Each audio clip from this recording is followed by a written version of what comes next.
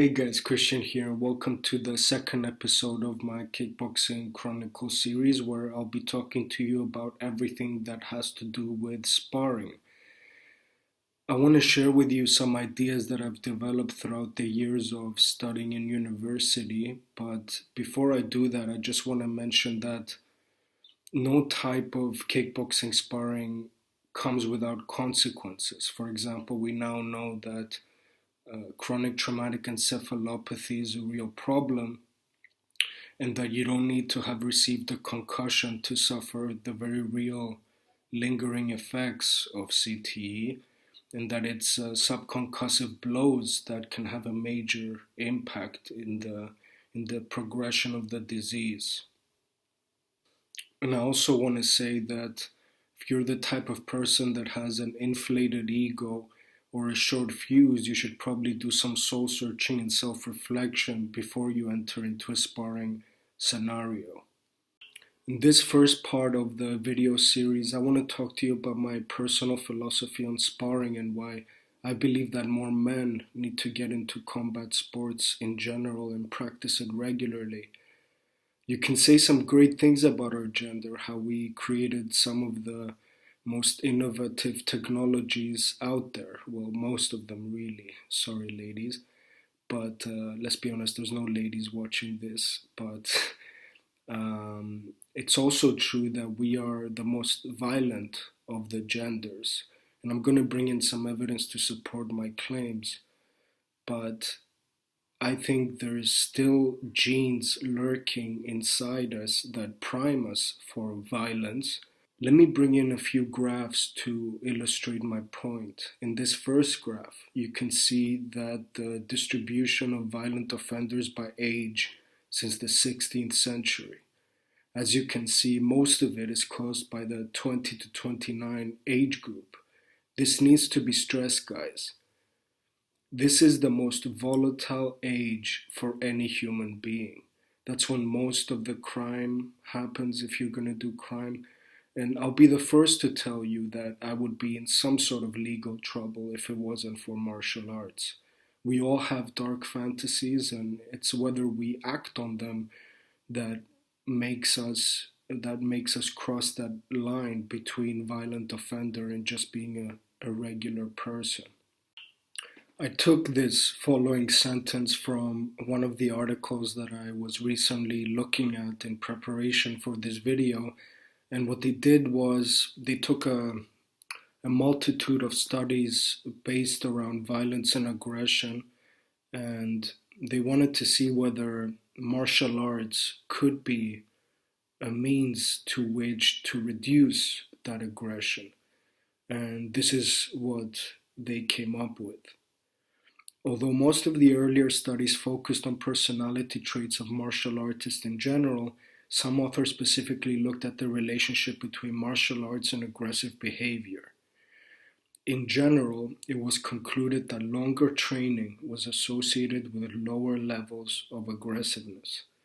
And this is what I mean. This is why I was motivated to create this video, is because I truly believe that martial arts can play a large role in the dysfunctions of our society. This second graph shows the mortality rates due to overdose by gender, and it's pretty evident that males are almost 5 times more likely to overdose on hardcore drugs. Now, I will give you that you could argue that violence is partly caused by terrible or lack of parenting, especially now that we know that neglect is almost as bad as active physical abuse to children. Also, let me acknowledge the fact that the justice system, particularly in the US, does no favors for our gender. For example, you only need to watch one prison-based documentary to come to terms with the fact that putting a bunch of young guys, well, not necessarily always young, but putting a lot of men in a closed environment is fundamentally a very bad idea, especially when you don't give them many options to exercise or get outside more. However, even though we can argue all day about what causes these dysfunctions, and mental health is 100% one of them, I'm talking about the here and now. I'm talking about contemporary society. These problems exist and we need to do something about them. And I think martial arts is one of the most key factors that can alleviate some of these impacts of the masculinity crisis that we're going through now, especially with the social media age that we live in. Now, it's because we have these primal genes that predispose us to violence that I think most of our mental health problems manifest themselves through extreme forms of violence. Um, when a man is upset, they're more likely to lash out in a physical way, as opposed to a woman who will more likely keep it inside of her and more actively look for help within her peer group. More often than not, when a man has a healthy level of aggression and has been raised relatively trouble free, they would usually channel that aggression in the free market and make something of themselves. But not everyone has that luck to have had a background like that. Within the psychology literature, there have been identified two major forms of violence: reactive violence and instrumental violence. Reactive violence happens when uh, someone impulsively reacts to something in their environment. And instrumental violence has to do with a more premeditated, calculated, cold blooded, if you will, form of violence. And when they tested prison populations, they found that 60% of them were of the reactive kind, suggesting that these men had some issues with impulse control, which arguably has to do with both the way they were raised, but also potential issues with substance abuse. This is why I think that martial arts and sparring specifically can reduce these issues because, for one, sparring is incredibly cathartic. It allows a man to be aggressive without any backlash from the environment around them. And as far as I'm concerned, that's the most important aspect of it. Um, I don't think it's a coincidence that a lot of lower class individuals are attracted to combat sports. And I'm going to give you the example of boxing because boxing has been around so much longer than mixed martial arts and other forms of combat sports. And it's a good case study to use. And having covered some of the history of boxing in my master's course, I found that a lot of lower class individuals got attracted to it. And I don't think it's a coincidence because not only does it allow men from those backgrounds to exercise that primal desire for violence, but it also keeps them away from the streets because if you think about it, it's not very easy to be an active athlete at the top of their game when they're addicted to alcohol and or other drugs. Martial arts can make you into a potential hero and you should be motivated by that. You should be motivated by the fact that when shit hits the fan, you'll be one of those guys who reacts to whatever happened, as opposed to that person that has never experienced any sort of physical confrontation and will more likely freeze in that moment.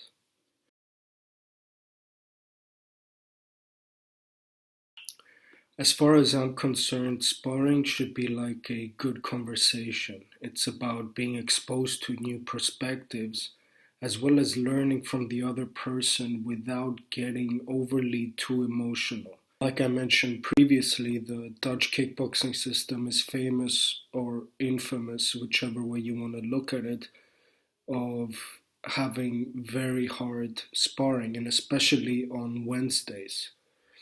On Wednesday, sparring more or less resembles a fight. I remember going to watch the pro spar on Wednesday morning, and I was just in absolute awe at the amount of damage these guys would do to each other.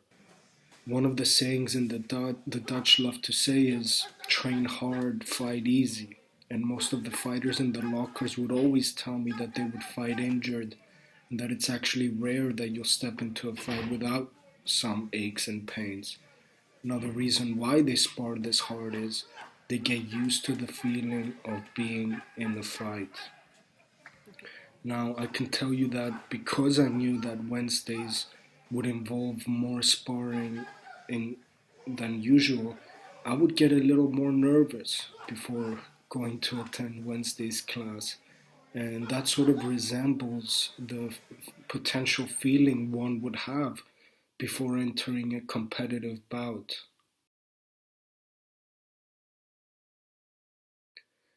In order to explain more scientifically, if you will, why the Dutch kickboxing system works so well, because it does, you can't deny with its results, right? They have produced a number of amazing champions in a relatively small country compared to its neighbors in the European Union. This is what's called the Yerkes-Dodson Human Performance and Stress Curve. The law states that for optimal performance to happen, one needs to reach a certain level of physiological arousal. And no, I don't mean that type of arousal, guys. The optimal level of performance happens when you have the right amount of stress, labeled here on the x-axis. A little too apathetic and your performance will suffer. If nervous to the break of distress, your performance will also obviously suffer. Now, what I believe I was experiencing in this gym was a lot of this middle ground. This is where you should operate in the sport, guys. And sometimes you need to be tested a little further in the distress section. Because the truth is, a fight will not always go your way. And that's what I think a lot of the MMA fighters lack, is being tested along this section of the graph. The fundamental reason why is because you learn to conserve your energy when tired and getting beat up. It keeps your technique sharper when you're fatigued, and it keeps you alive longer because your focus is maintained for longer and you don't crumble under the pressure, which would be the answer to a longer career. For most of the time, I would always aim to hit on that middle spot. There's a lot of focus and a lot of energy that happens in this middle ground here, but also that feeling that you're in a very precarious situation. One small mistake and it could be lights out, right? You have to be on your game at all times, and that is what flow is all about. I was fighting people who were near or a little greater than I am. That's the kind of spot you want to aim at. You should have sparring partners who are as eager to learn as you and not ones who are concerned with winning a sparring round. Try to avoid those people. They have yet to be humbled and so carry around a certain unhealthy ego. Either that or they're just bullies. There's those around too. This is part of why I created this series, guys. If there's newcomers coming into the sport, I want them to practice it in the most safe way possible and not get beat up by some asshole in the gym. Another aspect of sparring which I had to get used to was pressure fighting. And Dutch fighters are famous for being excellent pressure fighters. And as an introvert myself, I thrive under an environment where I feel like I'm in control, whereas extroverts are much more able to handle chaos and thrive under stress. In sports psychology, there's this phenomenon called self regulation, and depending on how well you score on self regulation, it will determine whether you are good at dealing with stress. And there's five components of stress as far as the literature suggests, and it's cognitive, emotional, physiological, social, and pro-social. And each of us vary with degrees as to how good we are in each of these variables. Um, and to make this make more sense, think about why wrestlers are very good at transitioning to mixed martial arts, apart from the very obvious example that they control where the fight takes place. And I would argue it's because they've been exposed to all these various stressors that I'm talking about. The stress of having to make weight, the stress of having your coach and potentially family watch you compete, the fact that there's a competition practically every other week, the fact that the training is hard and very regimented. All these factors contribute to a mindset that is necessary for combat sports. And I like to think that I approached my kickboxing training with the wrestler mindset. And that's because I was in the special forces of my country, and the sleepless nights and having to perform without much sleep and the constant verbal and otherwise abuse that I was exposed to actually made me enter this environment much more ready than someone, just a regular person off the street. Lastly, I want to talk to you about why I didn't experience many knockouts while training in the Netherlands, even though they're known for training very hard. And it's how the class is regimented. And this is how it goes. There's a very long warm-up period of at least half an hour, sometimes longer, where you're doing various amount of stretchers and pretty heavy aerobic work. And there's multiple scientific journals that show that once you enter a certain level of aerobic capacity, the level of inflammation in the body goes down significantly. So, as far as injuries go, that sort of takes care of it as far as I'm concerned. Obviously, age has something to do with it, diet obviously has something to do with it, but for the purpose of this conversation, I truly believe that once you're in a certain level of aerobic fitness, you're much less likely to get injured by freak accidents. Now, why didn't I see that many knockdowns or knockouts for that matter? And it's not just because they take care of each other as sparring partners, because don't get me wrong, that happens as well. Once someone gets hit very hard, they're not just going to pounce on you and TKO you in the gym. They'll give you a minute or two if you need to recover, say from a body shot or something like that.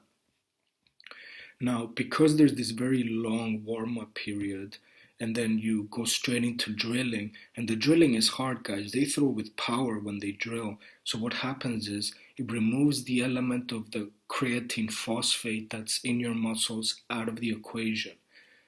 What do I mean by that? Well, because you've been hit the mids like a madman, the you've exhausted the creatine out of your muscles, so most of your explosiveness is hampered. Now, here's the beautiful thing about all this. By the time you start sparring, your ability to surprise your opponent with a very dangerous strike is vastly diminished, guys. I can't stress this enough. It further reduces the chance of injury while training in the right amount of stress, because even the most explosive of athletes will not be able to use that advantage on you. So you're training in a very sweet spot when it comes to flow and injury prevention while getting a ridiculous cardiovascular session. For those of you who have sparred, you know how tiring it is. At this point, I'd like to thank you guys for watching. Please give me a like and subscribe if you have. The next video, I'll be talking about the adapting to different body types. I have put a link down below to my PayPal account. I would really appreciate it if you donated. This series is completely free of ads. And I'll be seeing you soon. Bye.